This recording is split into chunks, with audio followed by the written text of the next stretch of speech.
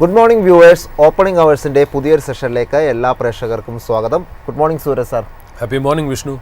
ഏതായാലും വിപണിയെ സംബന്ധിച്ച് ഇന്നലെ ഒരു മന്ത്ലി എക്സ്പയറി ഡേ ആയിട്ട് കൂടി നമുക്കൊരു വോളറ്റാലിറ്റി നിറഞ്ഞൊരു മാർക്കറ്റായിരുന്നു നമുക്ക് കാണാൻ സാധിച്ചത്. ഇന്നലത്തെ ഒരു വിപണി നോക്കുമ്പോൾ നമ്മൾ കണ്ടത് ഇന്നലെ നിഫ്റ്റി 50-ൽ നമുക്ക് ഇടിവ് രേഖപ്പെടുത്തിക്കൊണ്ട്, അതായത് ഒരു നേരിയ ഇടിവിലായിരുന്നു മാർക്കറ്റ് ക്ലോസ് ചെയ്തത്. എന്നാൽ ബാങ്ക് നിഫ്റ്റി ആകട്ടെ ഒരു പോസിറ്റീവ് നോട്ടിൽ, അതായത് 99 പോയിൻ്റ് ഒരു പോസിറ്റീവ് നോട്ടിലുള്ള ഒരു ട്രേഡിംഗ് ആയിരുന്നു ഇന്നലത്തെ വിപണിയിൽ നമ്മൾ കണ്ടത്.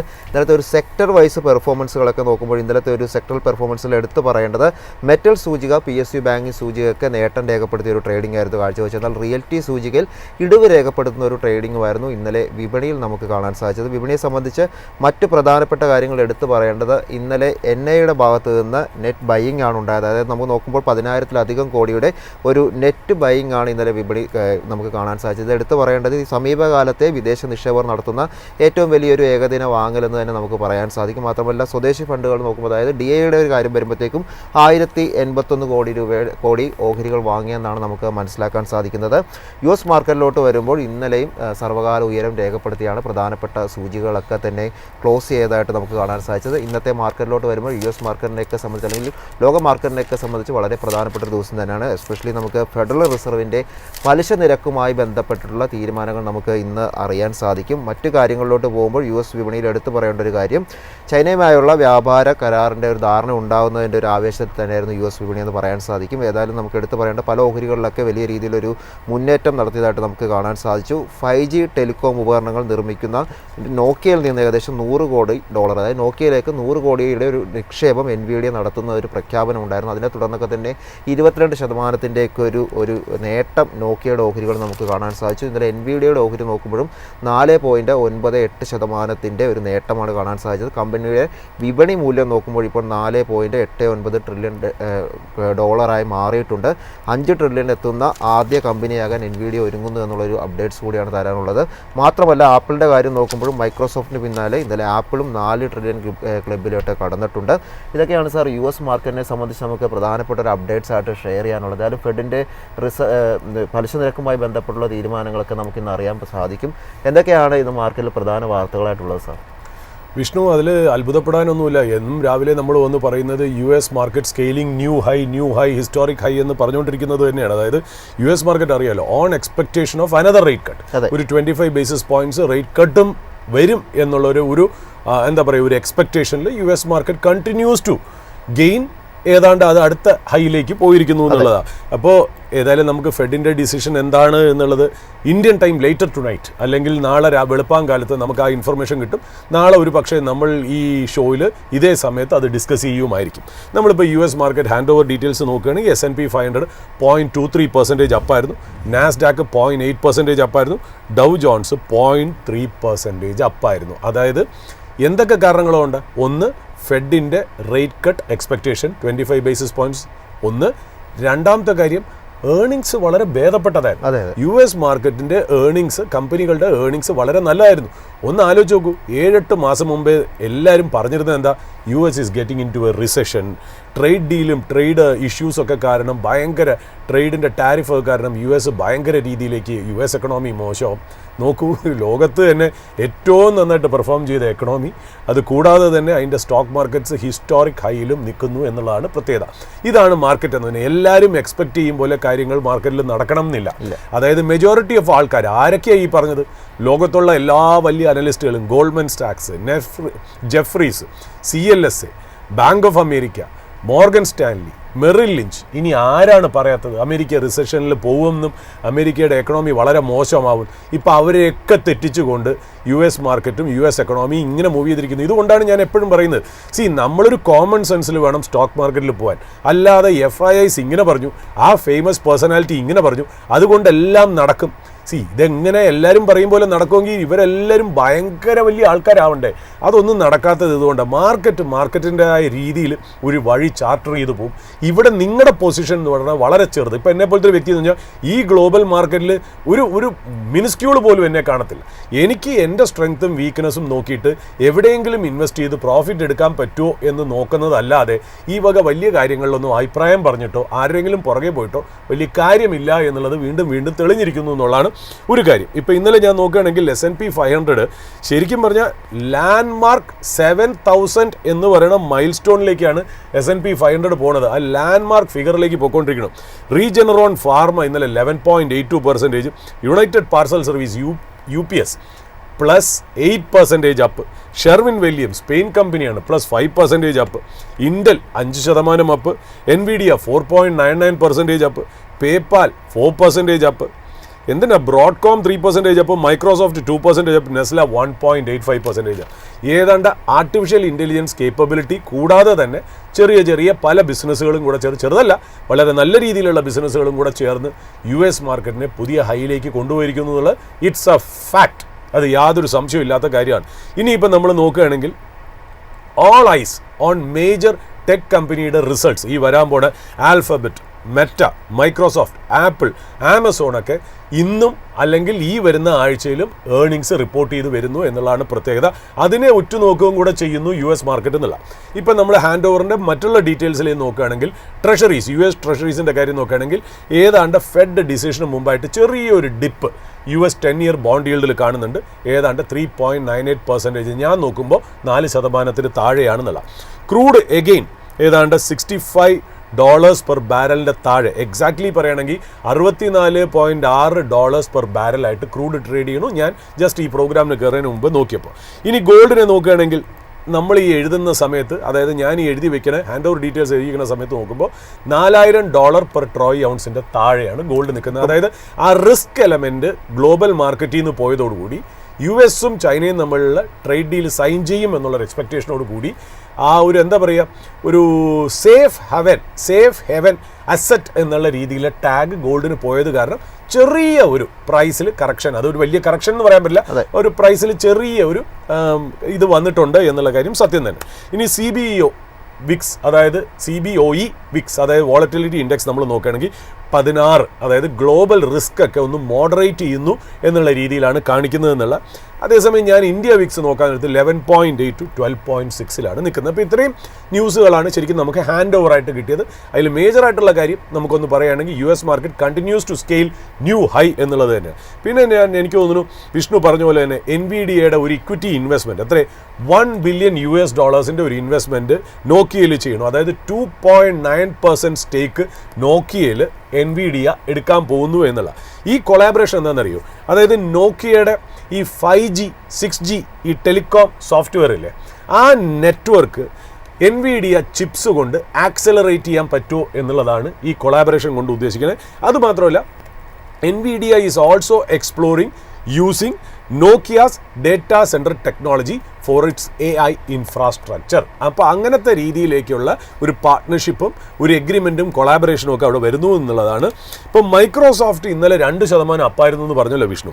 അതിനകത്തെന്ന് വെച്ചാൽ അവർ ഓപ്പൺ AI ആയിട്ട് ഒരു ഡീൽ, അതായത് ChatGPTയുടെ മദർ കമ്പനിയാണല്ലോ ഓപ്പൺ AI ആയിട്ട് ഒരു ഡീൽ, അതായത് 27% ഓണർഷിപ്പ് സ്റ്റേക്ക് ഓപ്പൺ AI മൈക്രോസോഫ്റ്റിൽ $135 മില്യൺ.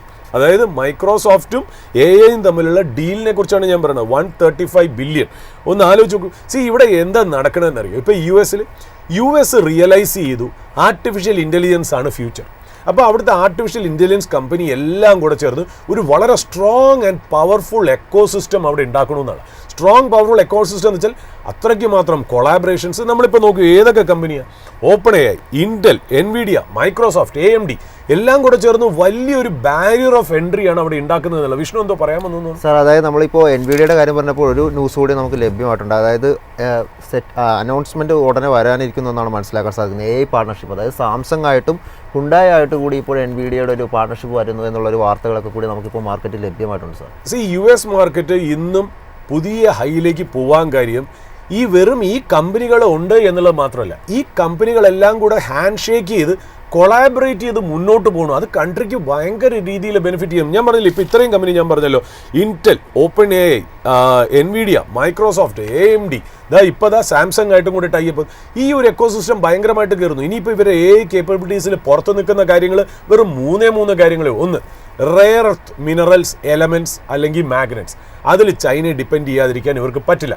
പക്ഷേ ഈ ട്രംപ് ലോകം എല്ലായിടത്തും യാത്ര ചെയ്ത് അടുത്ത കാലത്ത് സൗത്ത് ഈസ്റ്റ് ഏഷ്യയിൽ വന്ന് ജപ്പാനായിട്ട് റെയർ എർത്ത് മിനറൽസിൻ്റെ ഒരു പാക്റ്റ് സൈൻ ചെയ്തിരിക്കുന്നു എന്നുള്ളത് വളരെ പ്രത്യേകതയാണ്. അപ്പോൾ റോ മെറ്റീരിയൽ സെക്യൂറിയും കൂടെ അവർ റെയർ എർത്ത് റോ മെറ്റീരിയലും കൂടെ സെക്യൂർ ചെയ്യാനായിട്ടുള്ള പാർട്ട്ണർഷിപ്പ് US-ന് ഇല്ലെങ്കിൽ പോലും അവർ പുറം രാജ്യങ്ങളിൽ പോയി അങ്ങനെ ഒരു ടൈപ്പ് ഉണ്ടാക്കുന്നു. ചൈന കഴിഞ്ഞാൽ ജപ്പാനിലാണ് സാർ ഏറ്റവും ചൈനയാണ് ഇതിൻ്റെ ഏറ്റവും 80 to 90% എന്ന്. പിന്നെ ജപ്പാനൊക്കെ കുറച്ച് ഉണ്ടെന്നേ നമുക്ക് പറയാനുള്ളൂ. എങ്കിലും ജപ്പാനിലുണ്ട് ആവശ്യത്തിനുള്ള കാര്യങ്ങൾ നമുക്ക് ചെയ്യാം. ചൈനയ്ക്ക് ഇത് എക്സസ് ആയിട്ട് ഉണ്ടെന്നുള്ളതാണ് ഇതിൻ്റെ പ്രത്യേകത എന്ന് പറയുന്നത്. പിന്നെ ഇനിയിപ്പോൾ ഞാൻ പറഞ്ഞില്ലേ റെയർ എർത്ത് മിനറൽസ് എന്ന് പറഞ്ഞാൽ US-ലില്ല, അത് അവർ ടൈപ്പായിട്ട് നോക്കുന്നു. ഇനി രണ്ട് കാര്യങ്ങളെ ഇനിയും കൂടി പുറത്തുള്ളൂ. ഒന്നെന്ന് പറയുന്നത് TSMC എന്ന് പറയും പോലെ semiconductor chip manufacturing foundry, ആ ടൈവാനീസ് ബേസ്ഡ് കമ്പനിയാണല്ലോ സെമി കണ്ടക്ടർ മാനുഫാക്ചറിങ് കമ്പനി. അതൊരെണ്ണം US-ലില്ല. അവരിനിയിപ്പോൾ തായ്വാനെ പ്രഷറൈസ് ചെയ്ത് അവരുടെ ഒരു യൂണിറ്റ് കൊണ്ടുവന്ന് US-ൽ ഇടും എന്നുള്ള കാര്യത്തിൽ യാതൊരു സംശയമില്ല. പിന്നെ അവരുടെ വെളിയിൽ നിൽക്കുന്ന, അതായത് US-ൻ്റെ വെളിയിൽ നിൽക്കുന്ന മൂന്നാമത്തെ കാര്യം എന്ന് പറയുന്നത് ഈ ASML എന്ന് പറയുന്ന കമ്പനി. ASML എന്ന് പറഞ്ഞാൽ നമ്മുടെ നെതർലൻഡ്സ് അല്ലെങ്കിൽ ഹോളണ്ട് അല്ലെങ്കിൽ ഡച്ച് ബേസ്ഡ് ആയിട്ടുള്ള കമ്പനി ഉണ്ടല്ലോ, അതായത് EUV extreme ultra violet lithography machines, അതായത് ഇങ്ങനത്തെ ചിപ്പൊക്കെ ഉണ്ടാക്കാൻ വേണ്ടിയിട്ടുള്ളൊരു മെഷീൻ. ആ ASML കമ്പനി മാത്രമേ ഈ AI കേപ്പബിലിറ്റീസിൻ്റെ ഫുൾ വാല്യൂ ചെയിനിൽ പുറത്ത് നിൽക്കുന്നുള്ളൂ. റെയർ എർത്ത് മിനറൽസ്, രണ്ടാമത് TSMC പോലൊരു മാനുഫാക്ചറിങ് കമ്പനി, അതുമാത്രമല്ല ചിപ്പ് മാനുഫാക്ചറിങ്ങിന് മെഷീൻസ് സപ്ലൈ ചെയ്യാണ് ASML പോലുള്ള കമ്പനി. ഇത് മൂന്ന് ഒഴിച്ചു കഴിഞ്ഞാൽ ചിപ്പ് മുതൽ ബാക്കി എല്ലാ സാധനത്തിലും അമേരിക്കയ്ക്ക് സിസ്റ്റം റെഡിയാണെന്നുള്ളതാണ് പ്രത്യേകതയായിട്ടുള്ളൊരു കാര്യം. പിന്നെ നമ്മൾ ഇന്നലെ US മാർക്കറ്റിൽ നോക്കുകയാണെങ്കിൽ ആപ്പിൾ ഇന്നലെ ബ്രീഫ്ലി ഇൻട്രാഡേ എനിക്ക് തോന്നുന്നു $4 trillion എന്ന് പറഞ്ഞാൽ മാർക്കറ്റ് ക്യാപ്പ് ടച്ച് ചെയ്തിരിക്കുന്നു. It is A third company after NVIDIA and Microsoft അല്ലേ. NVIDIA മൈക്രോസോഫ്റ്റും കഴിഞ്ഞ് തേർഡ് കമ്പനിയാണ് ഈ $4 trillion മാർക്കറ്റ് ക്യാപ്പ് എന്ന്. $4 trillion എന്ന് പറഞ്ഞാൽ എത്രയെന്നറിയോ? 353 ലക്ഷം കോടി. 353 ലക്ഷം കോടി രൂപ എന്ന് പറയുന്നത് എത്രയെന്നറിയോ? ഇന്ത്യൻ എക്കണോമിയുടെ സൈസാണ്. ഇന്ത്യൻ എക്കണോമിയുടെ സൈസ് എത്ര? As per IMF International Monetary ഫണ്ടിൻ്റെ ഫിഗേഴ്സ് പ്രകാരം ₹364 lakh crore. അതിലും വലിയത് മറ്റേത് 353 ലക്ഷം കോടിയാണ്. $4 trillion എന്ന് പറഞ്ഞാൽ ഇപ്പോൾ ഞാൻ നോക്കുമ്പോൾ NVIDIAയുടെ മാർക്കറ്റ് ക്യാപ്പ് എന്ന് പറഞ്ഞാൽ $4.7 trillion ആണ്. അതായത് 415 ലക്ഷം കോടി. ഇന്ത്യയെക്കാളിലും വലുതായി എന്നുള്ളതാണ് അതിൻ്റെ അർത്ഥം. മൈക്രോസോഫ്റ്റിന് 4.05 trillion, അതായത് 358 ലക്ഷം കോടി. ആപ്പിൾ 4 trillion ആയി എന്ന് പറയുന്നു ഇന്നലെ ഒരു ബ്രീഫ്, അതായത് 353 ലക്ഷം കോടി. ആൽഫബറ്റ് ഇപ്പോൾ 3 trillion ആണ്, 285 ലക്ഷം കോടി. ആമസോൺ 2.5 trillion ആണ്, 213 ലക്ഷം കോടി.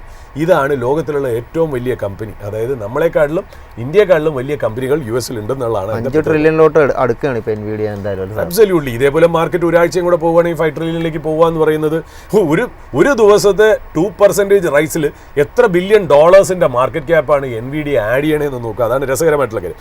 പിന്നെ ഇപ്പോൾ ഒരു റിപ്പോർട്ട് നമുക്ക് കിട്ടുന്നത് US പ്രസിഡന്റ് സൗത്ത് കൊറിയയിലുണ്ട്. അവിടെ US administration may sign a deal with Korean government and Korean companies on artificial intelligence and quantum computing എന്ന് കൂടി പറഞ്ഞു വയ്ക്കുന്നു. അതായത് അവരൊരു നല്ല രീതിയിൽ തന്നെ മുന്നോട്ട് പോകണു എന്നുള്ള. പിന്നെ വാൾ സ്ട്രീറ്റ് ജേർണൽ റിപ്പോർട്ട് ചെയ്യുന്ന ഒരു ഇമ്പോർട്ടൻ്റ് ആയിട്ടുള്ളൊരു കാര്യമുണ്ട്. അതിൽ അവർ പറയുന്നത് ഈ ചൈനയ്ക്ക് മേൽ ഫെൻറ്റാനിൽ എന്ന് പറയുന്ന ഒരു പ്രോഡക്റ്റ് കാരണം അമേരിക്ക 20% ഒരു ടാരിഫ് ചൈനയ്ക്ക് മേൽ അമേരിക്ക വച്ചിരുന്നു. അതിനെ 20% നിന്ന് 10% കുറയ്ക്കാൻ ചാൻസ് ഉണ്ട്. എന്താണ് ഫെൻറ്റാനിൽ? ഇത് ശരിക്കും പറഞ്ഞാൽ നമ്മൾ ഇതിനു മുമ്പ് ഓപ്പണിംഗ് അവേഴ്സിന് ഈ ടാരിഫൊക്കെ വന്ന സമയത്ത് നമ്മളിത് ക്ലിയർലി എക്സ്പ്ലെയിൻ ചെയ്താണ്. എങ്കിലും പുതിയതായിട്ട് ജോയിൻ ചെയ്ത പ്രേക്ഷകരുടെ അറിവിൽ വയ്ക്കേണ്ടി വരികയാണ്. അതായത് ഈ ഫെൻറ്റാനിൽ എന്ന് പറയുന്നത് ഒരു സിന്തറ്റിക്കാണ്. ഈ സിന്തറ്റിക് എന്ന് പറയുന്നത് ഏതാണ്ട് 50 തൊട്ട് 100 times മോർ ഡേഞ്ചറസ് ദാൻ മോർഫിനേക്കാളിലും 50-100 times ഡേഞ്ചറസ് ആണെന്നുള്ള. അതായത് tiny amount of fentanyl can be very lethal എന്നാണ് അതിൻ്റെ അർത്ഥം.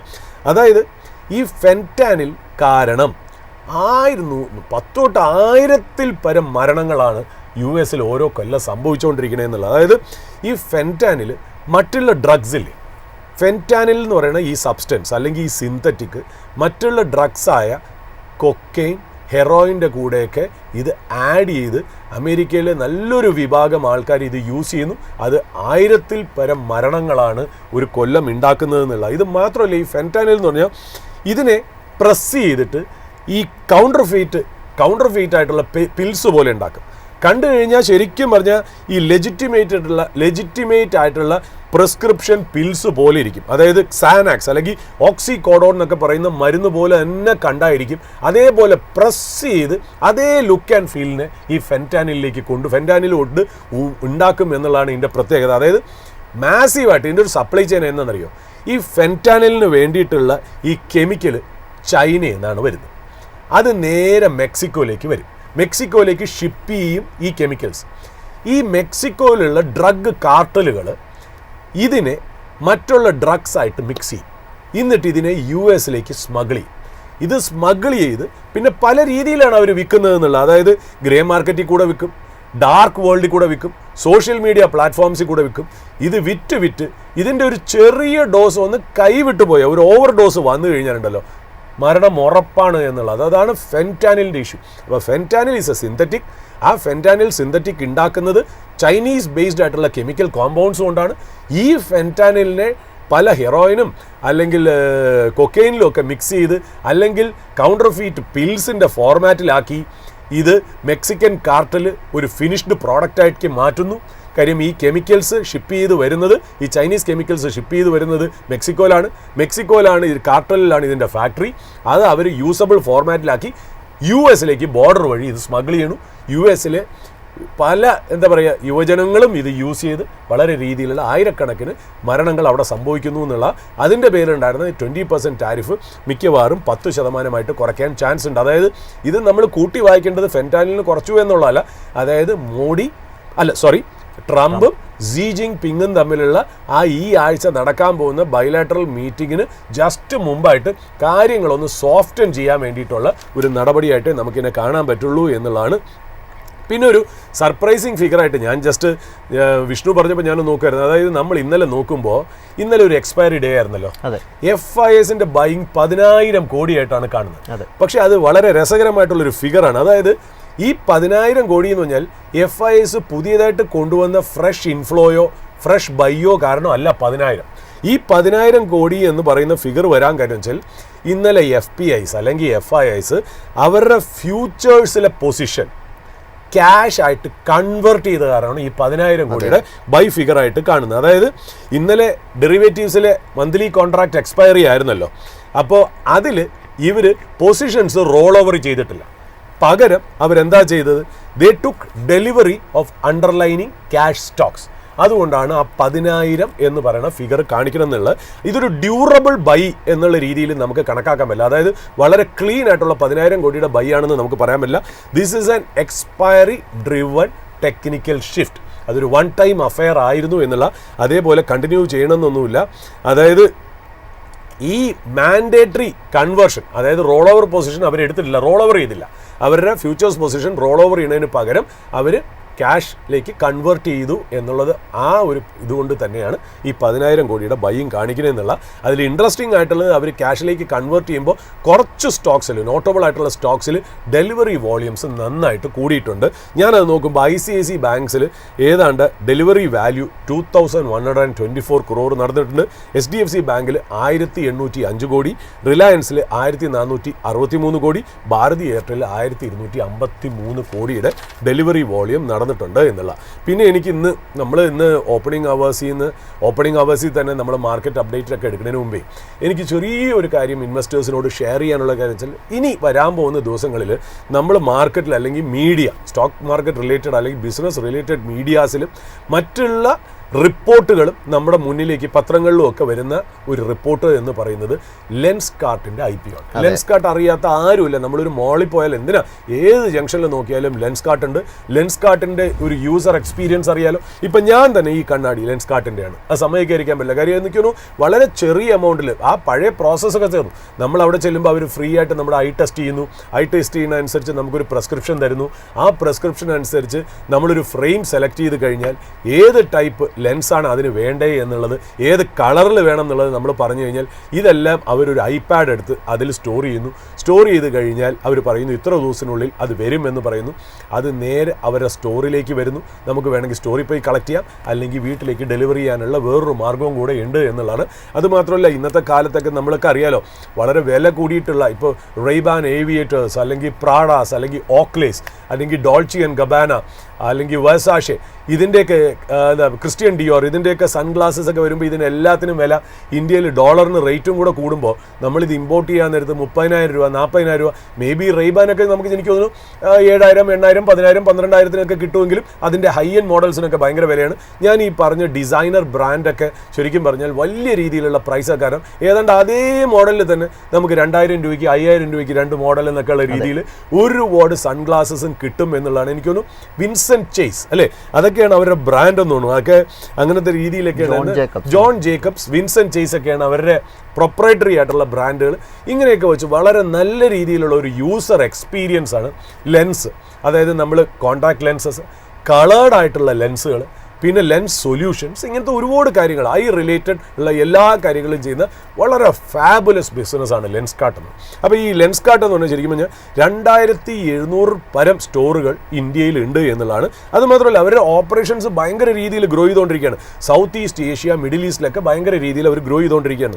ഇതൊരു ഇൻ്റഗ്രേറ്റഡ് വാല്യൂ ചെയിനാണ് ഇവരുടെ. അതായത് ഇവർക്ക് മാനുഫാക്ചറിങ്, എനിക്കൊന്ന് ഭിവണ്ടിയിലാണെന്ന് തോന്നുന്നു, മാനുഫാക്ചറിങ് മുതൽ ഒരു ടെക്നോളജി ഓറിയൻറ്റഡ് ആയിട്ടുള്ള ഒരു സപ്ലൈ ചെയിൻ, ആ സപ്ലൈ ചെയിൻ ഇ കോമേഴ്സ് വഴി, അതുകൂടാതെ ഫിസിക്കൽ സ്റ്റോർ, ഇതെല്ലാം അതായത് manufacturing to consumer product selling വരെ ഉള്ള ഇൻ്റഗ്രേറ്റഡ് വാല്യൂ ചെയിനുള്ള ഒരു കമ്പനിയാണ് ഈ ലെൻസ് കാർട്ടിൻ്റെ ബിസിനസ് എന്ന് പറയുന്നത്. പീയൂഷ് ബൻസൽ എന്ന് പറയുന്ന മിടുക്കനായിട്ടുള്ള ബ്രില്യൻ്റ് ആയിട്ടുള്ള ഒരു ഫൗണ്ടറാണ് ഇത് ശരിക്കും പറഞ്ഞാൽ ലെൻസ് കാർട്ടിൻ്റെ പ്രൊമോട്ടർ എന്ന് പറയുന്നത്.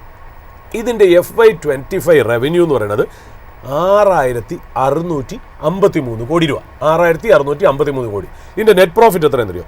297 കോടി, അതായത് നിയർലി 300 ക്രോസിൻ്റെ നെറ്റ് പ്രോഫിറ്റാണ് ഈ കമ്പനിക്ക്. ഇവരുടെ operating margin 18%, strong cash position ഉള്ള കമ്പനിയാണ്. ഞാൻ ഈ ചുരുക്കം പറയാൻ വന്ന കാര്യം എന്ന് വെച്ചാൽ ഫാബുലസ് ബിസിനസ്, ബ്യൂട്ടിഫുൾ ബിസിനസ്. നമ്മൾ ബാലൻസ് ഷീറ്റ് നോക്കുകയാണെങ്കിലും പ്രോഫിറ്റ് ഒക്കെ നോക്കുകയാണെങ്കിൽ പ്രോഫിറ്റിനകത്തുള്ള കഥ ഞാൻ വേറെ കൊണ്ടുവരാം. പക്ഷേ ഈ പറയുന്ന പോലെ പ്രോഫിറ്റ് നോക്കുകയാണെങ്കിൽ വളരെ നല്ലതാണ്, വളരെ ഗ്രോയിങ് ബിസിനസ്സാണ്.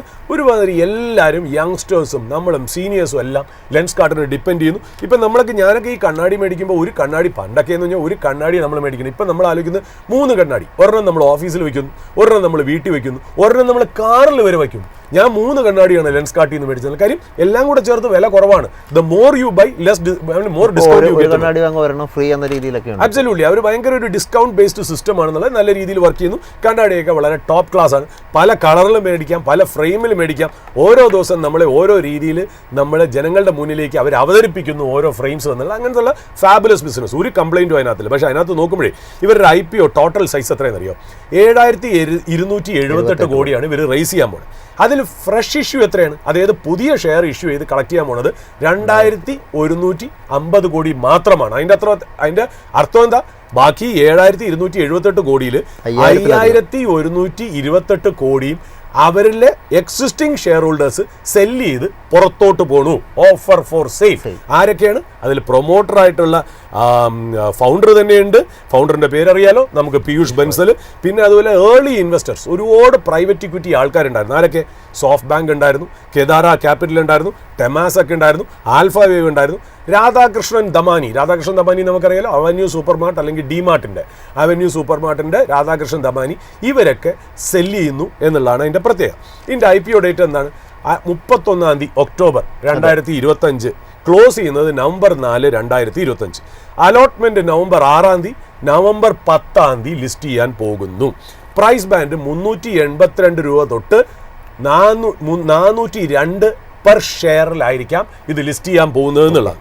ഫേസ് വാല്യൂ 2 രൂപയാണ്. ലോട്ട് സൈസ് എന്ന് പറഞ്ഞാൽ 37 ഷെയറാണ്. 37 ഷെയറാണ് ഒരു ലോട്ട് എന്ന് പറയുന്നത്.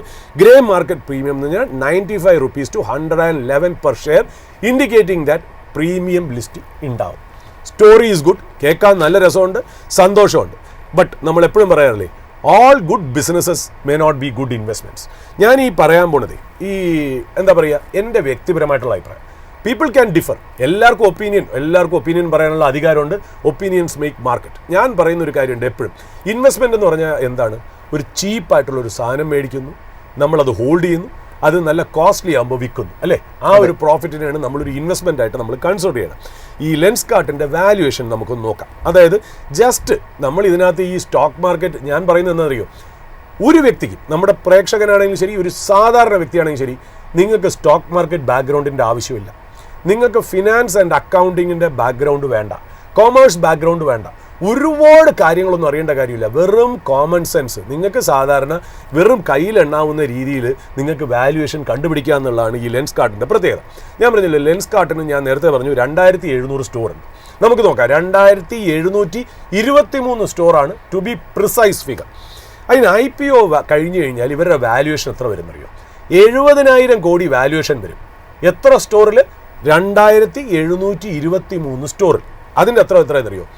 ഒരു സ്റ്റോർ വാല്യുവേഷൻ എത്രയെന്നറിയോ? 25 കോടി. സിമ്പിൾ. നമ്മളിത് ഡിവൈഡ് ചെയ്ത് നോക്കിക്കഴിഞ്ഞാൽ കിട്ടും ഒരു സ്റ്റോറിൻ്റെ വാല്യുവേഷൻ, നിങ്ങൾ കാണുന്ന ഒരു സ്റ്റോറിൻ്റെ വാല്യുവേഷൻ 25 കോടിയാണെന്നുള്ള. നമുക്കിനി റവന്യൂ നെറ്റ് പ്രോഫിറ്റ് നോക്കാം. അതായത് ഇതിൻ്റെ ഈച്ച് സ്റ്റോർ, ഒരു സ്റ്റോർ 25 കോടി വാല്യുവേഷൻ ആണെന്ന് നമ്മൾ പറഞ്ഞു. ഇനി നമ്മൾ ഈ കമ്പനിയുടെ ടോട്ടൽ റവന്യൂവും ടോട്ടൽ നെറ്റ് പ്രോഫിറ്റും വെച്ചിട്ട് ഒരു store on an average basis എത്രയാണ് റവന്യൂ നോക്കാം. അതായത് ഒരു സ്റ്റോറിൻ്റെ ഒരു കൊല്ലം അവരുണ്ടാക്കുന്ന റവന്യൂ എന്ന് പറഞ്ഞാൽ 2.4 crores, 2,40,00,000 റവന്യൂ ഉണ്ടാക്കുമ്പോൾ ഇവർക്ക് കിട്ടുന്ന പ്രോഫിറ്റ് എത്രയാണെന്നറിയോ? ഒരു കൊല്ലം 11 ലക്ഷം രൂപ. 11 ലക്ഷം രൂപ പ്രോഫിറ്റ്. അതിനകത്ത് ഞാൻ ഒന്നും പറയുന്നില്ല. അതായത് വാല്യുവേഷൻ പെർ സ്റ്റോർ എന്ന് പറയുന്നത് 25 കോടി, 25.7 കോടി. റവന്യൂ പെർ സ്റ്റോർ എന്ന് പറയുന്നത് 2,40 lakhs. നെറ്റ് പ്രോഫിറ്റ് എന്ന് പറഞ്ഞാൽ ഒരു സ്റ്റോറിന് 11 ലക്ഷം. അതായത് വേറെ ഒന്നുമല്ല, you are paying 10.5 times revenue per store. മനസ്സിലായോ? അതായത് 235 times ഏർണിങ്സ്. സിമ്പിൾ ഞാൻ പറയാം. അതായത് നിങ്ങളിങ്ങനെ ആലോചിക്കാം, നിങ്ങളുടെ വീടിൻ്റെ അടുത്ത ജംഗ്ഷനിൽ ഒരു ഐവെയർ സ്റ്റോർ ഉണ്ട്. ഓക്കെ, അത് ലെൻസ് കാർട്ട് തന്നെ ആണെന്ന് വിചാരിക്കുക. 11 ലക്ഷം പ്രോഫിറ്റാണ് അവർ ഒരു കൊല്ലം ഉണ്ടാക്കുന്നത്. ആ 11 ലക്ഷം പ്രോഫിറ്റ് ഉണ്ടാക്കുന്ന ഒരു ബിസിനസ്സിനെ നിങ്ങൾ 25 കോടി കൊടുത്ത് മേടിക്കുമോ? ഇല്ല. ഇതാണ് അതിൻ്റെ ചോദ്യം എന്ന് പറയുന്നത്. അതായത് വേറെ ഒന്നുമല്ല, ഈ നമ്മൾ ചെലവാക്കുന്ന 25 കോടി, ഈ 11 കോടി ഇയർ വെച്ച് ഉണ്ടാക്കുന്ന ബിസിനസ്, 11 ലക്ഷം ഒരു കൊല്ലം വെച്ച് ഉണ്ടാക്കുന്ന ഒരു ബിസിനസ് നമുക്ക് return on investment break even ആവണമെങ്കിൽ എത്ര കൊല്ലം വേണമെന്നറിയോ? 227 മുതൽ 235 കൊല്ലം വേണം. 11 ലക്ഷം വെച്ചിട്ട് എല്ലാ കൊല്ലവും നമുക്ക് പ്രോഫിറ്റ് ഉണ്ടാക്കി നമ്മൾ ഇൻവെസ്റ്റ് ചെയ്ത് 25 കോടി തിരിച്ചു കിട്ടാൻ. ഇനി വേറൊരു ഫിഗർ നോക്കാം. ഈ 11 ലക്ഷം ആദ്യത്തെ കൊല്ലം, അതെല്ലാ കൊല്ലം 50% വെച്ച് ഗ്രോ ചെയ്യുന്നു വിചാരിക്കും. എന്നാൽ പോലും നമുക്ക് 25 കോടി റിക്കവർ ചെയ്യണമെങ്കിൽ എത്ര കൊല്ലം വേണമെന്നറിയോ? 17.5 years. 17 കൊല്ലം 5 മാസം കൊണ്ട് ഈ പൈസ റിക്കവർ ചെയ്യാൻ പറ്റുള്ളൂ. Simple back of the envelope ഒരു പേപ്പറിൽ എഴുതിയ വാല്യുവേഷനാണ് ഞാൻ ഈ പറയുന്നത്. പ്രൈസ് ഏർണിംഗ് മൾട്ടിപ്പിൾസോ discounted cash flow, EV to EBITDA, ഇതൊന്നും ഞാൻ പറഞ്ഞിട്ടില്ല. ഇത് എൻ്റെ വ്യക്തിപരമായ അഭിപ്രായമാണ്. ഇതിനകത്തൊന്നും പറയാനില്ല. IPO വാല്യുവേഷൻ എത്ര? 70,000 കോടി. അപ്പോൾ അതായത് FY25 കഴിഞ്ഞ കൊല്ലത്തെ ട്രെയിലിംഗ് ബേസിസിൽ എത്ര PE-യിലാണ് ലിസ്റ്റ് ചെയ്യണത്? 235 PE-യിലാണ് ഈ കമ്പനി ലിസ്റ്റ് ചെയ്യാൻ പോണേന്നുള്ള. ഒന്നാമത്തെ കാര്യം ഞാൻ നേരത്തെ പറഞ്ഞു, FY25 പ്രോഫിറ്റ് എത്രയായിരുന്നു? 297 crores. ഈ 297 crores ഒരു വൺ ടൈം ഗെയിൻ ഉണ്ട് 167 കോടിയുടെ. 167 കോടിയുടെ വൺ ടൈം ഗെയിൻ മാറ്റി വെച്ചാൽ 297 കോടിയിൽ എത്രയുണ്ട്? അതാണ് അവരുടെ നെറ്റ് പ്രോഫിറ്റ്. അപ്പോൾ ഞാൻ ഈ പറയുന്ന 11 lakhs പ്രോഫിറ്റ് പോലും ഒരു സ്റ്റോറിന് ഇല്ല എന്നുള്ളതാണ് എൻ്റെ അർത്ഥം എന്ന് പറയുന്നത്. FY24 ഇവർക്ക് 10 കോടി ലോസാണ് ഈ കമ്പനി ഉണ്ടാക്കിയെന്നുള്ള. ഇതിനകത്ത് ജൂലൈ 25 IPO ഇപ്പോഴല്ലേ വരുന്നത്. ജൂലൈ 25 പീയൂഷ് ബൻസൽ എക്സിസ്റ്റിംഗ് ഇൻവെസ്റ്റേഴ്സിൻ്റെ നിന്ന് കുറച്ച് ഷെയർ മേടിച്ചു. എത്ര രൂപയ്ക്കാണെന്നറിയോ? 52 രൂപ പെർ ഷെയർ. 52 രൂപ പെർ ഷെയർ എന്ന് മേടിച്ചു ജൂലൈ 2025. ഒക്ടോബർ 25 കുറച്ച് ഷെയർ വിറ്റു. എത്ര രൂപയ്ക്കാണെന്നറിയോ?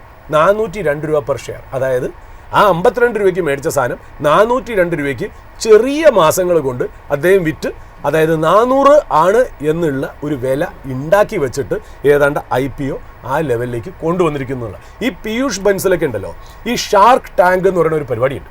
അതിനകത്ത് ഈ കൊച്ചു പിള്ളേർ ചെറിയ ഈ സ്റ്റാർട്ടപ്പും കൊണ്ട് വരുമ്പോൾ അവർ ഓരോ ഐഡിയാസ് പ്രസൻറ്റ് ചെയ്ത്, ചിലത് നന്നായിരിക്കും, ചിലത് മോശമായിരിക്കും.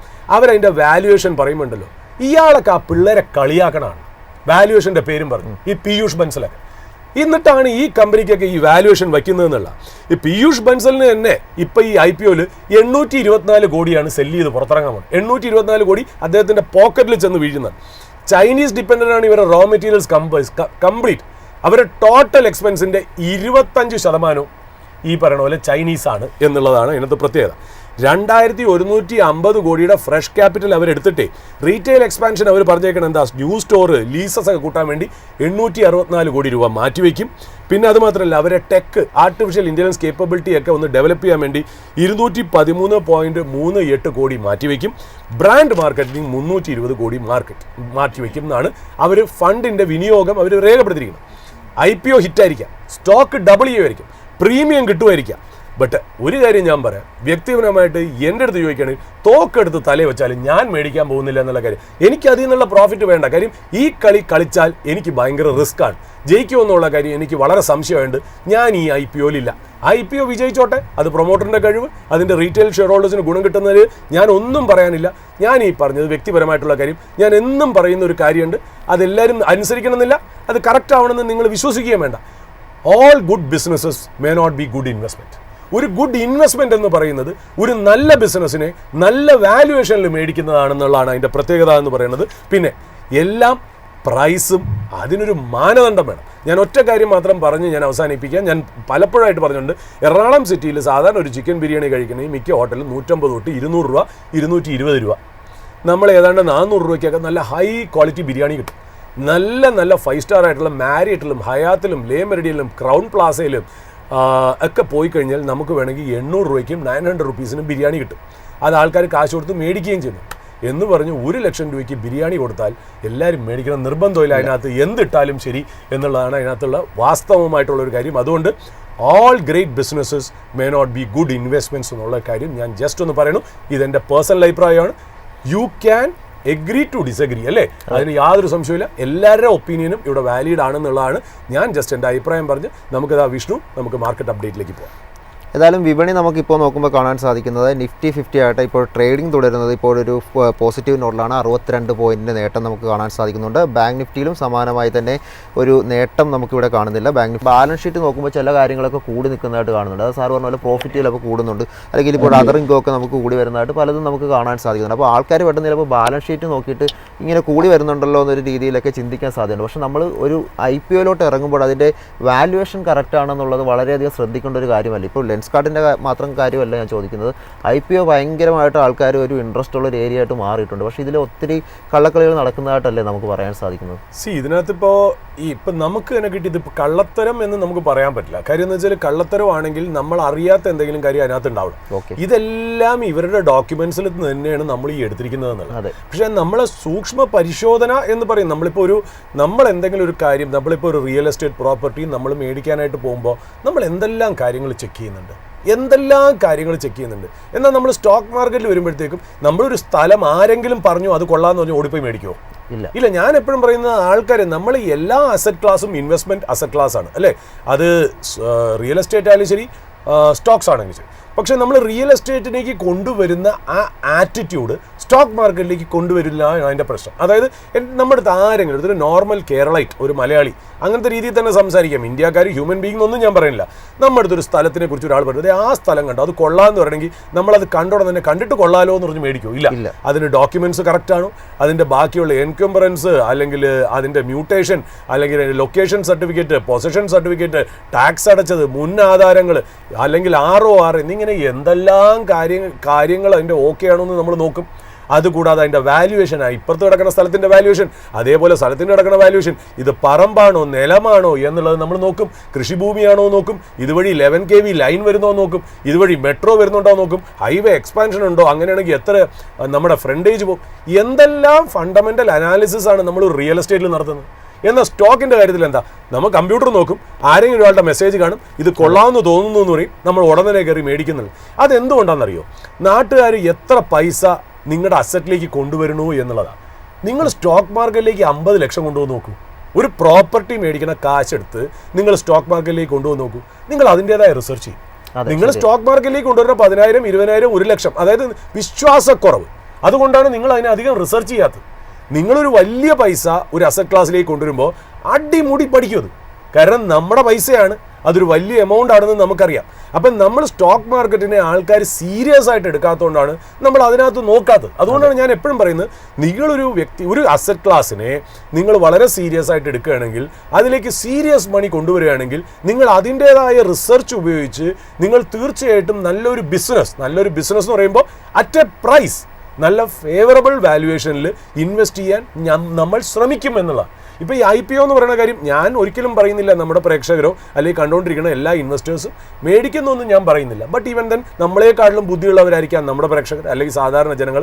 എങ്കിലും നമുക്ക് പറയേണ്ട ഒരു കടമ, ഓബ്ലിഗേഷൻ, ഞാൻ പറഞ്ഞല്ലോ, ടാറ്റയുടെ കാര്യം മുതൽ ഈ ലെൻസ്കാർട്ടിൻ്റെ കാര്യം വരെ ഞാനും ലെൻസ്കാർട്ട് കൺസ്യൂമർ ആണ് എന്നുള്ളതാണ്. എന്നിട്ട് പോലും നമ്മൾ ജനപക്ഷത്ത് നിന്ന്, വ്യൂവറിൻ്റെ സൈഡിൽ നിന്നാണ് നമ്മൾ ഇതിനെ എക്സ്പ്ലെയിൻ ചെയ്ത് കൊടുക്കുന്നത്.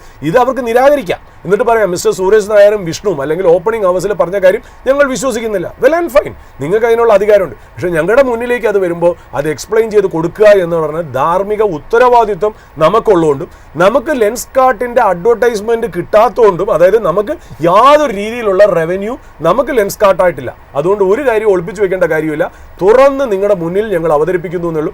അല്ലെങ്കിൽ നമ്മുടെ എഡിറ്റോറിയൽ പോളിസിയിൽ നമ്മൾ ഈ വക കാര്യങ്ങൾ പറയാനായിട്ട് നമ്മൾ ഒരിക്കലും മടിച്ചിട്ടില്ല വിഷ്ണു.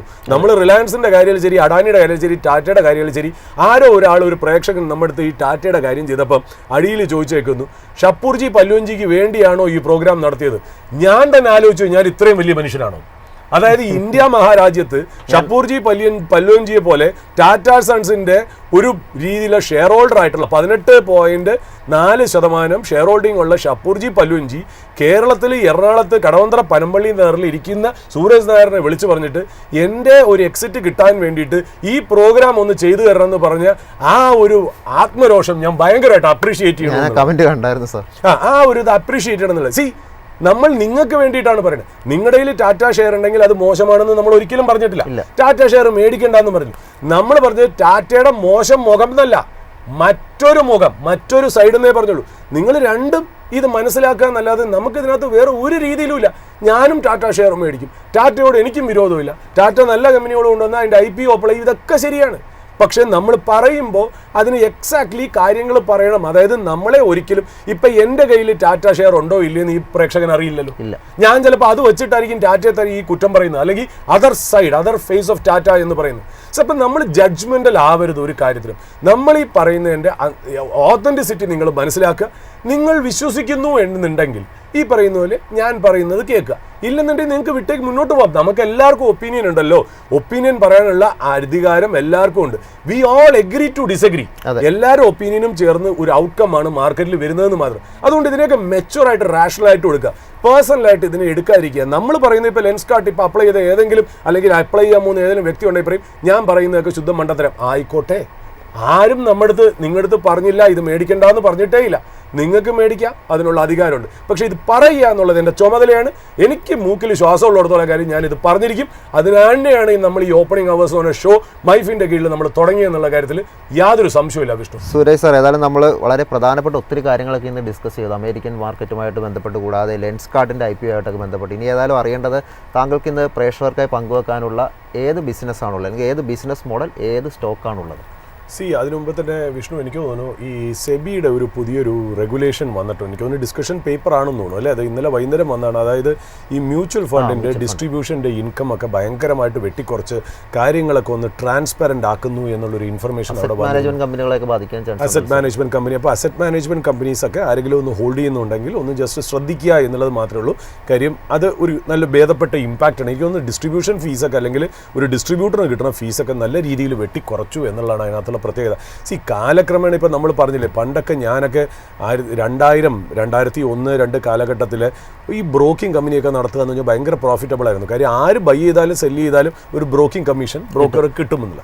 അവിടെ വന്നിട്ട് ഈ സിറോദ പോലെ ഒരു കമ്പനി വന്നിട്ടേ ഭയങ്കര രീതിയിൽ എന്താ പറയുക, ഒരു ഡിസ്റപ്ഷനാണ് കൊണ്ടുവന്നത്. സീറോ ബ്രോക്കറേജ് എന്ന രീതിയിൽ കൊണ്ടുവന്നത്. അത് കഴിഞ്ഞ് ഗ്രോ വന്നു. അങ്ങനെ പല കമ്പനികളും അത് വന്നതിന് ശേഷം ശരിക്കും പറഞ്ഞാൽ ഭയങ്കര കോമ്പറ്റീറ്റീവായി. ഒരു സൈഡിലാണെങ്കിലോ നമുക്ക് നമുക്ക് ഈ ഒരു ബ്രോക്കിംഗ് കമ്പനി നടത്തുമ്പോൾ അതിൻ്റെ ലൈസൻസ് ഫീ, അതിൻ്റെ കോംപ്ലയൻസ് ഫീ, സ്റ്റാഫ് കോസ്റ്റ്, പിന്നെ ജനറൽ ആയിട്ടുള്ള ഫിക്സഡ് എക്സ്പെൻസസ്, നമ്മുടെ ഇലക്ട്രിസിറ്റി, ഇതെല്ലാം കൂടിക്കൊണ്ടിരിക്കും. എന്നാൽ ഒരു സൈഡിൽ കൂടി നമുക്ക് കിട്ടുന്ന കമ്മീഷൻസ് അല്ലെങ്കിൽ ബ്രോക്കറേജസ് ഒക്കെ കുറഞ്ഞുകൊണ്ടിരിക്കും എന്നുള്ള. അപ്പോൾ കാലക്രമേണ ഇത് കംപ്ലീറ്റ് ഡിജിറ്റൈസ്ഡ് ആയിട്ട് മാറുമ്പോൾ ഇതിൻ്റെയൊക്കെ എന്താ പറയുക, കോസ്റ്റ് ഭയങ്കരമായിട്ട് റെഡ്യൂസ് ചെയ്യും, അല്ലെങ്കിൽ കമ്മീഷൻ ഫീസ് ഇൻകം ഒക്കെ ഭയങ്കരമായിട്ട് കുറയും എന്നുള്ളത് ലോക സത്യം തന്നെയാണ് എന്നുള്ളത്. അതായത് ഇപ്പം നമ്മളത് ആമസോൺ ഇന്ത്യയിൽ തന്നെ എത്രയോ പേരെ ലേ ഓഫ് ചെയ്തു. ഇതെല്ലാം ഈ ആർട്ടിഫിഷ്യൽ ഇൻ്റലിജൻസും റോബോട്ടിക്സും ഈ പറയുന്ന പോലെ ഡിജിറ്റൽ കാര്യങ്ങളും ഒക്കെ ഭയങ്കരമായിട്ട് ഇമ്പ്രൂവ് ചെയ്യണം. അപ്പോൾ അതുകൊണ്ട് സാർ ഇപ്പോൾ ഈ ലേ ഓഫിൻ്റെ കാര്യം പറഞ്ഞപ്പോഴാണ് നമുക്കൊരു ഡേറ്റ കൂടി ലഭ്യമായിട്ടുണ്ട്. ഇന്ത്യയിൽ ഏകദേശം 24,000 പേരെയാണ് പിരിച്ചുവിട്ടാൻ. അത് നെസ്ലെ 16,000 പേര്, ആക്സെഞ്ചർ 11,000, ഫോർഡ് 11,000, ഇത്തരത്തിലുള്ള വലിയ രീതിയിലുള്ള ലേ ഓഫ് ഒക്കെയാണ് ലോകത്ത് എമ്പാടും നടക്കുന്നതെന്നാണ് നമുക്ക് കാണാൻ സാധിക്കും. This is going to be a reality. അതായത് ഇത്രയ്ക്ക് മാത്രം ടെക്നോളജിക്കൽ അഡ്വാൻസ്മെൻറ്റ് ലോകത്തിലേക്ക് വരുമ്പോൾ that will replace human skill. But ചില സ്ഥലങ്ങളിൽ ഹ്യൂമൻ സ്കില്ലിനെ റീപ്ലേസ് ചെയ്യാൻ പറ്റാത്ത കാര്യങ്ങളുണ്ട്. അതായത് തിങ്ക് ചെയ്യുന്ന കാര്യങ്ങൾ, അങ്ങനെ കുറേ കാര്യങ്ങളുണ്ട്. നമ്മൾ അതിലേക്ക് കടക്കുന്നില്ല. ബട്ട് ഈവൻ തന്നെ അതൊരു വലിയ ടോപ്പിക്കാണ്, വേണമെങ്കിൽ ഒരു ദിവസം തന്നെ അതിന് വേണ്ടി മാറ്റി വയ്ക്കുക എന്നുള്ളതാണ്. ബട്ട് ഇതൊരു റിയാലിറ്റി ആണെന്നുള്ളത് പറഞ്ഞു വയ്ക്കണം. അപ്പോൾ നമ്മളിപ്പോൾ ഇന്നത്തെ സ്പോട്ട്ലൈറ്റ് ബിസിനസ് എന്ന് പറയുന്നത്, നമ്മൾ ഈ ഹോസ്പിറ്റൽ എന്നൊക്കെ പറയുന്നത് വളരെ കോംപ്ലക്സ് ആയിട്ടുള്ള ബിസിനസ്സാണ്. ഈ ഹോസ്പിറ്റൽ എന്ന് പറയുന്നത് ഒരുപാട് ഡിപ്പാർട്ട്മെൻറ്റ്, ഇപ്പോൾ ഓങ്കോളജി, കാർഡിയോളജി, ഒഫ്താൽമോളജി, ഇങ്ങനെ പല രീതിയിൽ ഉള്ള ഡിപ്പാർട്ട്മെൻറ്റുകളെ കോർഡിനേറ്റ് ചെയ്ത് കൊണ്ടുപോകണം. നൂറ്റിക്കണക്കിന് സ്റ്റാഫുകളെ ഇൻ്റഗ്രേറ്റ് ചെയ്ത് കൊണ്ടുപോകണം. ഒരുപാട് ടെക്നിക്കൽ ബാക്കപ്പ് വേണം, പവർ സ്റ്റോറേജ് വേണം. ഇതെല്ലാം കൂടെ ചേർന്നാണ് ഒരു ഹോസ്പിറ്റൽ അഡ്മിനിസ്ട്രേഷൻ വേണം. വളരെ കോംപ്ലക്സ് ആയിട്ടുള്ള സ്ട്രക്ചർ. അതിൻ്റെ ഒരു നല്ലൊരു വിഭാഗം എഫിഷ്യൻസിയെ സപ്പോർട്ട് ചെയ്യുന്നത് ഈ ഹോസ്പിറ്റൽ സോഫ്റ്റ്വെയർസാണ്. അതിൻ്റെ അഡ്മിനിസ്ട്രേഷൻ, സ്റ്റാഫ് അഡ്മിനിസ്ട്രേഷൻ, അക്കൗണ്ടിങ് എന്നിങ്ങനെയുള്ള ജനറൽ പ്രാക്ടീസൊക്കെ ചെയ്യാനായിട്ട് ഡേറ്റാ ബേസിലേക്ക് നമ്മൾ ഡേറ്റ സ്റ്റോർ ചെയ്യുന്നു. നമ്മളൊരു ഫ്രണ്ട് എൻഡ് വഴി അത് ഫെച്ച് ചെയ്യുന്നു. എന്ത് വേണേലും, അതായത് നമ്മൾ എന്ത് സ്റ്റോർ ചെയ്ത് കൊടുക്കണോ അത് തിരിച്ചെടുക്കാൻ വേണ്ടിയിട്ടുള്ള സോഫ്റ്റ്വെയർസൊക്കെ നമുക്ക് നല്ല രീതിയിലുണ്ട്. വലിയ ഫേമസ് കമ്പനികൾ ഉണ്ടാക്കുന്നുണ്ട്, വലിയ വലിയ ഹോസ്പിറ്റൽ ചെയിൻസൊക്കെ അത് യൂസ് ചെയ്യുന്നുണ്ട്. It is $1 billion industry and hospital is A separate domain. ഒരു പക്ഷേ ഞാൻ എൻ്റെ എഞ്ചിനീയറിംഗ് കഴിഞ്ഞ് എൻ്റെ സോഫ്റ്റ്വെയർ ഞാൻ തുടങ്ങിയത് തന്നെ ഹോസ്പിറ്റൽ ബേസ്ഡ് സോഫ്റ്റ്വെയർ ആണ്. ഇറ്റ്സ് എ ബിഗ് ബിസിനസ് എന്നുള്ള. ബട്ട് ഈ ഹോസ്പിറ്റൽ സോഫ്റ്റ്വെയർ അല്ലെങ്കിൽ അതിൻ്റെ ആപ്ലിക്കേഷൻ ലെയറിൽ ചില കാര്യങ്ങൾക്ക് കുറച്ചുകൂടെ ഒരു ഇൻ്റലിജൻറ്റ് ഡിസിഷൻ സിസ്റ്റം നമുക്ക് മുന്നോട്ട് വേണം. അത് ബേസിക്കലി എവിടെയൊക്കെ വരിക എന്ന് വെച്ചാൽ ചില കാര്യങ്ങൾ, എക്സ്റ്റേണൽ ആയിട്ടുള്ള ചില കാര്യങ്ങൾ, അതിലൊന്നെന്ന് പറയുന്നത്, ഇപ്പോൾ ഹോസ്പിറ്റൽസ് തന്നെ നമ്മളിപ്പോൾ നോക്കുമ്പോൾ നമ്മൾ ആരെങ്കിലും, നമ്മളോ അല്ലെങ്കിൽ നമ്മുടെ വേണ്ടപ്പെട്ടവരോ നമ്മുടെ ഫ്രണ്ട്സോ ആരെങ്കിലും നമുക്ക് അഡ്മിറ്റ് ആയിക്കഴിഞ്ഞാൽ നമ്മൾ ആദ്യം തന്നെ നമ്മൾ ഹോസ്പിറ്റലിൽ ചെന്ന് പറയും ഇതൊരു ഇൻഷുറൻസ് ഉള്ള വ്യക്തിയാണെന്ന് പറയും. അപ്പോൾ അവർ വേറൊരു സ്ഥലത്തേക്ക് നമ്മളെ ഡയറക്റ്റ് ചെയ്യും, അല്ലേ? അവിടെ ആ ഇൻഷുറൻസിൻ്റെ ഡിപ്പാർട്ട്മെൻറ്റ് ഉണ്ടാവും, അവിടെ ആളിരിപ്പുണ്ടാവും. അവിടെ ചെന്ന് നമ്മൾ ഈ ക്ലെയിം നമ്പർ അല്ലെങ്കിൽ നമ്മൾ ഈ പറയുന്ന പോലെ ഇൻഷുറൻസ് നമ്പർ കൊടുക്കണം, അതിനൊരു ക്ലെയിം നമ്പർ ജനറേറ്റ് ചെയ്യും. ഇങ്ങനെ കുറേ പ്രോസസ്സ് ഇങ്ങനെ നടന്നുകൊണ്ടിരിക്കുന്നില്ല. അപ്പം ഞാനിത് ഇന്ത്യയുടെ കാര്യമല്ല പറയണമെന്ന് വിചാരിക്കാം. ഒരു US UK അല്ലെങ്കിൽ ഡെവലപ്ഡ് നേഷൻസ് വേർ ഇൻഷുറൻസ് ഒരുപാട്, അതായത് അവിടെ മെഡിക്കെയർ എന്ന് പറഞ്ഞാൽ ഭയങ്കര കോസ്റ്റ്ലിയാണ് US. അപ്പോൾ ഈ ഇൻഷുറൻസ് തീർച്ചയായിട്ടും അങ്ങനെ ഒരു ഡിപ്പാർട്ട്മെൻ്റ് ഉണ്ട്. അതിൻ്റെ ക്ലെയിംസ് പ്രോസസ്സ് ചെയ്യണതൊക്കെ അങ്ങനെ ഒരുപാട് കാര്യങ്ങളുണ്ട്. അപ്പോൾ അതിന് വേണ്ടിയിട്ട് സ്പെഷ്യലൈസ്ഡ് ആയിട്ടുള്ള തേർഡ് പാർട്ടി വെൻഡേഴ്സ് അല്ലെങ്കിൽ സോഫ്റ്റ്വെയർ വെൻഡേഴ്സിന് ഔട്ട്സോഴ്സ് ചെയ്യുക എന്ന് പറയുന്നത് ഒരു സ്ഥിരം പരിപാടിയാണ്. ഓൾറെഡി അവർക്ക് പേറോൾ മാനേജ്മെൻറ്റ് അല്ലെങ്കിൽ സ്റ്റാഫ് മാനേജ്മെൻറ്റ്, അഡ്മിനിസ്ട്രേഷൻ, ഫിനാൻസിനൊക്കെ വേറെ സോഫ്റ്റ്വെയർസ് ഉണ്ട്. ബട്ട് അതിലേക്ക് ഇൻ്റഗ്രേറ്റ് ചെയ്യുന്ന ഇൻ്റലിജൻറ്റ് സിസ്റ്റംസ്, എക്സ്റ്റേണൽ ആയിട്ടുള്ള കുറച്ച് കാര്യങ്ങളായിട്ട് ഇൻ്റഗ്രേറ്റ് ചെയ്യാൻ, പ്ലഗ് ഇൻ ചെയ്യാനായിട്ട് ഇതേപോലത്തെ കാര്യങ്ങൾ ആവശ്യമുണ്ട് എന്നുള്ളതാണ്. അതുമാത്രമല്ല, ഈ ഇൻഷുറൻസ് ക്ലെയിം മാത്രമല്ല, ഈ പേഷ്യൻസ് ഫേസ് ചെയ്യുന്ന, അതായത് US ഈ അപ്പോയിൻമെൻറ്റ് ഫിക്സ് ചെയ്യുക, അല്ലെങ്കിൽ നമ്മൾ വന്ന് ട്രീറ്റ്മെൻറ്റ് എടുത്തിട്ട് പോയിട്ട് പിന്നെ പേ ചെയ്യുക, ഇങ്ങനെ കുറേ കാര്യങ്ങളുണ്ട്. അത് പേഷ്യൻ്റ് അഡ്മിനിസ്ട്രേഷൻ എന്നാണ് പറയുന്നത്. അതിൻ്റെ കാര്യങ്ങളും ചെയ്യാനായിട്ട് ഔട്ട്സോഴ്സ് ചെയ്ത് കൊടുക്കുന്നുണ്ട് എന്നുള്ളത്. അപ്പോൾ നമുക്ക് നോക്കാം, കോൾ സെൻറ്റർ സപ്പോർട്ടുണ്ട്, പേയ്മെൻറ്റ് റിമൈൻഡേഴ്സ് ഉണ്ട്, ഇൻഷുറൻസിൻ്റെ ക്ലാരിഫിക്കേഷൻസ്, ഇതൊക്കെ ചെയ്യാൻ എന്താ പറയുക ഒരു കോൾ സെൻറ്ററും അതിന് ബേസ് ചെയ്ത സോഫ്റ്റ്വെയറും ആപ്ലിക്കേഷൻസും ഇൻഫോ പാർക്കിലൊക്കെ ഒത്തിരി കമ്പനികൾ ചെയ്യുന്നുണ്ട്. പിന്നെ പ്രോസസ് ഓട്ടോമേഷൻ അനാലിറ്റിക്സ്, അതായത് ഈ ബില്ലിംഗ് ഇൻഎഫിഷ്യൻസി, ക്ലെയിമിനെ കുറിച്ച് എന്തെങ്കിലും ക്ലെയിം എന്തുകൊണ്ട് ഡിനൈൽ ചെയ്തു, ഇതൊക്കെ കണ്ടുപിടിക്കാനായിട്ട് സോഫ്റ്റ്വെയറിന് ഇൻ്റലിജൻ്റ് ആയിട്ടുള്ള അനലിറ്റിക്സ് ഒക്കെ ഇതിനകത്ത് ഇൻകോപ്പറേറ്റ് ചെയ്യുന്നുള്ള. പിന്നെ അത് മാത്രമല്ല, കോംപ്ലയൻസ്, അതായത് അവിടുത്തെ റെഗുലേറ്റേഴ്സ് പറയുന്ന രീതിയിൽ, ഇപ്പോൾ അമേരിക്കയിലൊക്കെ പറയുന്നത് വെച്ചാൽ ഒരുപാട് ഓഡിറ്റ് നോംസ് ഒക്കെ ഉണ്ട്. HIPAA എന്നൊക്കെ പറയുന്ന ഒരു നോംസ് ഉണ്ട്, അതായത് health insurance probability and accountability act. ഇതിലൊക്കെ എന്തെങ്കിലും ചേഞ്ചസ് ഒക്കെ വരുന്നുണ്ടെങ്കിൽ വലിയ രീതിയിലുള്ള ഫൈൻ കിട്ടും എന്നുള്ള. അപ്പോൾ ഇതെല്ലാ കംപ്ലയൻസും മെയിൻറ്റെയിൻ ചെയ്ത് മുന്നോട്ട് പോകുക പോവുക എന്ന് പറയുന്നത് വളരെ പ്രോബ്ലമാറ്റിക് ആയിട്ടുള്ള കോംപ്ലക്സ് ആയിട്ടുള്ള ഒരു സർവീസാണ് ഒരു ഹോസ്പിറ്റലിനെ സംബന്ധിച്ചിടത്തോളം. അപ്പോൾ അവരെന്ത് ചെയ്യും? ഈ വക കാര്യങ്ങളൊക്കെ അവർ ശരിക്കും പറഞ്ഞാൽ ഔട്ട്സോഴ്സ് ചെയ്യും എന്നുള്ളതാണ് അതിൻ്റെ പ്രത്യേകത എന്ന് പറയുന്നത്. അപ്പോൾ ഇങ്ങനത്തെയൊക്കെ പ്രോസസ്സ് ചെയ്യുന്ന, അതായത് ഹോസ്പിറ്റലിൻ്റെ നിന്ന് ഈ പ്രോജക്റ്റ് ഔട്ട്സോഴ്സ് ചെയ്യുന്ന പ്രോജക്റ്റ് എടുത്ത് ചെയ്യുന്ന കമ്പനികളെ സാധാരണ നമ്മൾ പറയുന്നത് RCM, അതായത് revenue cycle management companies plus health care outsourcing companies, ഇങ്ങനത്തെ കമ്പനികൾസാണ് ഈ സർവീസ് കൂടുതലും ഏറ്റെടുത്ത് ചെയ്യണത്. ഇപ്പോൾ ഗ്ലോബലി നമ്മൾ നോക്കുകയാണെങ്കിൽ എസ്പെഷ്യലി US നോട്ടബിൾ ആയിട്ടുള്ള പ്ലെയേഴ്സ് എന്ന് പറഞ്ഞാൽ Corro, CORRO, Corro Health, Shearwater Health, Omega Health Care investors, പിന്നെ IT BPO companies like Accenture, Cognizant, ഇതൊക്കെ നമുക്കറിയാമെന്നുള്ള ഇവരുമൊക്കെ ഈ സർവീസ് ചെയ്യുന്നുണ്ട് എന്നുള്ള. എന്നാൽ ശരിക്കും പറഞ്ഞാൽ പിന്നെ വേറൊരു കാര്യമുണ്ട്, GEBBS ഹെൽത്ത് കെയർ സൊല്യൂഷൻസ് എന്ന് പറഞ്ഞ ഒരു നിഷ് പ്ലെയറും ഇതിനകത്ത് വലിയൊരു പ്ലെയർ ആണെന്നുള്ളത് നമുക്ക് പറഞ്ഞു വയ്ക്കണം എന്നുള്ളത്. അപ്പം നമ്മളെ സംബന്ധിച്ച് നമ്മളിന്ന് സ്പോട്ട്ലൈറ്റ് ബിസിനസ്സിലേക്ക് കൊണ്ടുവന്നത് ഇതിനെ ബേസ് ചെയ്ത് നടത്തുന്ന ഒരു ലിസ്റ്റഡ് ബിസിനസ് ഉണ്ട്. ഈ ബിസിനസ്സിൻ്റെ പ്രത്യേകത, ആ ഒരു കമ്പനിയുടെ പ്രത്യേകത എന്ന് വെച്ചാൽ ഇതൊരു ഹൈബ്രിഡാണ്. ഇതൊരു BPO plus tech company plus ഒരു ഹെൽത്ത് കെയർ കമ്പനി എന്നുള്ള രീതിയിലാണ് ഈ കമ്പനി ഉള്ളതെന്നാണ്. ഇതാണ് നമ്മുടെ സ്പോട്ട്ലൈറ്റ് സ്റ്റോക്ക് എന്നുള്ളത്. ഈ സ്പോട്ട്ലൈറ്റ് സ്റ്റോക്ക് എന്ന് പറഞ്ഞാൽ പണ്ട് നമ്മുടെ ഇന്ത്യൻ മാർക്കറ്റിൽ HSG, അതായത് ഹിന്ദുജ ഗ്ലോബൽ സൊല്യൂഷൻസ് എന്ന് പറഞ്ഞൊരു കമ്പനി ഉണ്ടായിരുന്നു. ഈ ഹിന്ദുജ ഗ്ലോബൽ സൊല്യൂഷൻസ് 2021 അവരുടെ health care BPO, business process outsourcing solutions division, അവർ ശരിക്കും പറഞ്ഞാൽ ബെയറിംഗ് പ്രൈവറ്റ് ഇക്വിറ്റിക്ക് വിറ്റു. ബെയറിംഗ് പ്രൈവറ്റ് ഇക്വിറ്റിക്ക് ഇവർ വിറ്റു ഈ ഡിവിഷൻ, BPO ഡിവിഷൻ എന്ന് പറയുന്നത്. ഏതായാലും ബെയറിംഗ്സ് എന്ന് പറഞ്ഞാൽ PE ആണ് ഇതിനകത്ത് ഇൻവോൾവ് ആയിട്ടുള്ള കമ്പനി. ഈ ബെയറിംഗ് ആയിട്ടുള്ള കമ്പനി എനിക്ക് തോന്നുന്നു 9,000 crores ഹിന്ദുജ ഗ്ലോബൽ സൊല്യൂഷൻ HSGയുടെ ഈ BPO സർവീസസ് ഇവർ മേടിക്കുന്നത്. എന്നിട്ട് ഇവർ അതിനൊരു പേര് കൊടുത്തു. ആ പേര് കൊടുത്തതിലാണ്, പേര് പറയുമ്പോൾ ജനങ്ങൾക്ക് മനസ്സിലാവുമായിരിക്കും, അതായത് സജിസിറ്റി, വിസ്ഡം എന്ന് പറയുന്ന വാക്കിൻ്റെ അർത്ഥമാണ് സാജിസിറ്റി എന്ന് പറയുന്ന ഒരു വാക്കിൻ്റെ അർത്ഥം. പിന്നെ അജിലിറ്റി എന്ന് പറഞ്ഞാൽ സ്പീഡ്. ഇത് രണ്ടും കൂടെ ചേർത്ത് സജിലിറ്റി എന്നാണ് ഈ കമ്പനിയുടെ പേര് എന്ന് പറയുന്നത്. ഇതൊരു independent global health care services കമ്പനിയാണ്. US ഹെഡ്ക്വാർട്ടറാണ്. ഇതിൻ്റെ ഹ്യൂജ് ഓപ്പറേഷൻ ബേസ് ഇന്ത്യയിലുണ്ട്, ബാംഗ്ലൂരുണ്ട്, ഹൈദരാബാദുണ്ട്, ചെന്നൈ ഉണ്ട്, മുംബൈ ഉണ്ട്, പൂനെ ഉണ്ട്, നോയിഡ ഉണ്ട്. അതായത് ഇതിനകത്ത് ഒരുപാട് ഈ പറയുന്ന പോലെ നമുക്ക് എന്തെങ്കിലും ഒരു ക്ലെയിം, ഒരു ഇൻഷുറൻസ് ക്ലെയിമിന് ഒരു കോൾ ഒരു ഫോറിനർ വിളിക്കുകയാണെങ്കിൽ ചിലപ്പോൾ അത് ആൻസർ ചെയ്യണത് ആന്ധ്രയെന്നോ പൂനെയെന്നോ ആയിരിക്കും എന്നാണ്. കാര്യം ആ കോൾ നേരെ ഇന്ത്യയിലേക്കാണ് വരുന്നത് എന്നുള്ളതാണ് അതിൻ്റെ പ്രത്യേകത എന്നുള്ളത്. അതായത് ടോപ്പ് 10 ഇൻഷുറൻസ് കമ്പനീസ് വേൾഡിലെ ആയിട്ട് അതിൽ 5 പേരായിട്ടും ഈ സജിലിറ്റിക്ക് ടൈപ്പ് ഉണ്ട് എന്നുള്ളതാണ് അതിൻ്റെ രസകരമായിട്ടുള്ള രസം. ഈ ഹെൽത്ത് കെയർ ഔട്ട്സോഴ്സിംഗ് എന്ന് പറഞ്ഞാൽ $50 ബില്യൺ ഇൻഡസ്ട്രിയാണ്. അവിടെ ഈ സജിലിറ്റി എന്ന് പറയുന്ന ഒരു ഗ്രേറ്റ് ഓപ്പർച്യൂണിറ്റി ഉള്ളൊരു കമ്പനിയാണ്. ഇത് റവന്യൂ FY25 5,569 crores ആണ്. നെറ്റ് പ്രോഫിറ്റ് എന്ന് പറഞ്ഞാൽ 539 crores ആണ്. നെറ്റ് ഡെപ്റ്റ് 1037 കോടിയാണ്. മാർക്കറ്റ് പ്രൈസ് ഇന്നലെ 49.6 ആണ് എന്നുള്ള, ഇന്ന് ചിലപ്പോൾ 50 ആവാനുള്ള ചാൻസ് ഉണ്ട്. മാർക്കറ്റ് ക്യാപ്പ് 23,229 crores ആണ്. ഇത് എനിക്ക് ഇൻട്രസ്റ്റിംഗ് ആയിട്ട് തോന്നാനുള്ള കാര്യം എന്നറിയോ, അടുത്ത കാലത്ത് ജെഫ്രീസ് എന്ന് പറയുന്ന ഫോറിൻ ബ്രോക്കറേജിൻ്റെ ഒരു റിപ്പോർട്ട് വന്നു. അവർ പറയുന്നത് വെച്ചാൽ ഈ കമ്പനിയുടെ revenue compounded annual growth rate 15% grow ചെയ്യാനുള്ള ചാൻസ് ഉണ്ട്.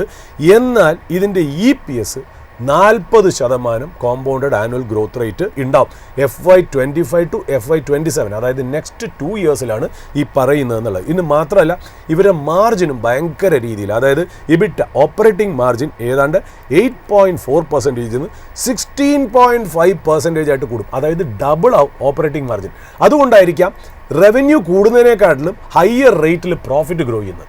അതാണ് അതിൻ്റെ പ്രത്യേകത എന്ന് പറയുന്നത്. അതുമാത്രമല്ല ഇവർ സബ്സ്റ്റാൻഷ്യലി ഡെപ്റ്റ് റെഡ്യൂസ് ചെയ്ത് 2027 ആകുമ്പോഴത്തേക്കും ഡെറ്റ് ഫ്രീ ആവാനുള്ള ചാൻസുകൾ ഉണ്ട് എന്നുള്ളതാണ് ജെഫ്രീസിൻ്റെ ആ ഒരു റിപ്പോർട്ട് പറയുന്നത്. പിന്നെ എന്നെ ഇത് അട്രാക്ട് ചെയ്യാൻ കാര്യം എന്ന് വെച്ചാൽ ഇപ്പോൾ അടുത്ത കാലത്ത് ഈ പറയുന്ന H1B വിസയുടെ ഒരുപാട് ഇഷ്യൂ വന്നല്ലോ. അപ്പോൾ ഒരുപാട് സ്കിൽഡ് ആയിട്ടുള്ള ആൾക്കാർ, അതായത് കോഡിംഗ് ഉണ്ട്, ടെക്നിക്കൽസ് അറിയാമെന്നുള്ള ഒരുപാട് പേര് ഇവർക്ക് US വർക്ക് ചെയ്യുന്നുണ്ട്. പിന്നെ നേഴ്സ്, ഈ പ്രോസസ്സൊക്കെ അറിയാമെന്നുള്ള നേഴ്സായിട്ട് വർക്ക് ചെയ്തവരെയും സജിലിറ്റി എംപ്ലോയാണ്. ഇത്രയും പേര് US വർക്ക് ചെയ്യുമ്പോൾ ഇവർക്ക് H1B വിസയുടെ ഒരു ഇഷ്യൂ ഉണ്ടോ എന്നുള്ളത് നമുക്കൊന്ന് നോക്കേണ്ടിയിരിക്കുന്നു എന്നുള്ള. പക്ഷേ നമുക്ക് മനസ്സിലാവുന്ന ഒരു കാര്യം എന്ന് വെച്ചാൽ, അതായത് ആസ് പെർ USCIS ഞാനത് നോക്കുമ്പോൾ, അതായത് United State Citizenship and Immigration സർവീസസിൻ്റെ ഇത് നോക്കുമ്പോൾ ഈ സജിലിറ്റിയെ H1B വിസ ഡിപ്പെൻഡൻറ്റ് കമ്പനിയായിട്ട് US പ്രഖ്യാപിച്ചിട്ടില്ല എന്നുള്ളതാണ്. എനിക്ക് തോന്നുന്നു അവർ കഴിഞ്ഞ കൊല്ലം തന്നെ ലേബർ കണ്ടീഷൻ ആപ്ലിക്കേഷൻ, അതായത് LCA 2 LCA ആണ് ഇവർ അപ്ലൈ ചെയ്ത് അത് രണ്ടും കൊടുത്തു എന്നാണ്. എനിക്ക് തോന്നുന്നു ഇതിൽ ഇവർക്ക് H1B വിസയുടെ കാര്യത്തിൽ ഇവർക്ക് വലിയ ഇഷ്യൂ ഇല്ലാത്ത ഒരു കമ്പനിയാണെന്നുള്ളതാണ് ഇതിനകത്ത് രസകരമായിട്ടുള്ള കാര്യം. അപ്പോൾ ഞാൻ ആ വിസയുടെ കാര്യങ്ങളൊക്കെ ഒന്ന് എഫക്റ്റ് ചെയ്യുന്ന കാര്യങ്ങളെക്കുറിച്ച് ഇന്നലെ മിനിങ്ങാൻ നോക്കിയിരുന്ന് വായിച്ചപ്പോഴാണ് എനിക്ക് ഈ സജിലിറ്റി ഒന്ന് കിട്ടിയെന്നുള്ളത്. അപ്പോൾ അതിനെ ബേസ് ചെയ്ത് ഞാൻ നോക്കുമ്പോൾ ജെഫ്രീസിൻ്റെ റിപ്പോർട്ട് കണ്ടു. അപ്പോൾ അതിൻ്റെ ഒരു ബിസിനസ് മോഡൽ പ്രേക്ഷകരെ ഒന്ന് അറിയിക്കണമെന്ന് വിചാരിച്ചു. ഇതൊരു റെക്കമെൻഡേഷനോ സോളിസിറ്റേഷനോ അഡ്വൈസായിട്ടോ കണക്കാക്കരുത്. നിങ്ങൾ ഇതൊരു എന്താ പറയുക, നമ്മളൊരു അക്കാഡമിക് പർപ്പസിന് വേണ്ടി മാത്രമാണ് പറയുന്നത്. നിങ്ങളുടെ സ്റ്റോക്ക് ഇൻവെസ്റ്റ്മെൻറ്റ് ഒരു സെബി രജിസ്റ്റേർഡ് ഇൻവെസ്റ്റ്മെൻറ്റ് അഡ്വൈസറിൻ്റെ നിരീക്ഷണത്തിലും ശിക്ഷണത്തിലും മാത്രം ചെയ്യുക. ഓട്ടോ യൂഷനും. ഏതായാലും ഇന്നത്തെ വിപണിയെ സംബന്ധിച്ച് നമ്മൾ ഇപ്പോഴത്തെ ഒരു ട്രേഡിംഗ് നോക്കുമ്പോൾ നേട്ടം രേഖപ്പെടുത്തിക്കൊണ്ട് ഒരു ട്രേഡിംഗ് ഇപ്പോൾ നമുക്ക് കാണാൻ സാധിക്കുന്നുണ്ട്. ഏതായാലും ഇന്നത്തെ ഒരു ഓപ്പണിംഗ് അവേഴ്സിൻ്റെ എപ്പിസോഡ് ഇപ്പോൾ വൈൻഡപ്പ് ചെയ്യുകയാണ്. നമ്മുടെ കൂടുതൽ അപ്ഡേറ്റ്സ് ഒക്കെ ആയിട്ട് നമ്മൾ അടുത്ത മണിക്കൂർ ജോയിൻ ചെയ്യുന്നതായിരിക്കും. So stay tuned. നന്ദി, നമസ്കാരം.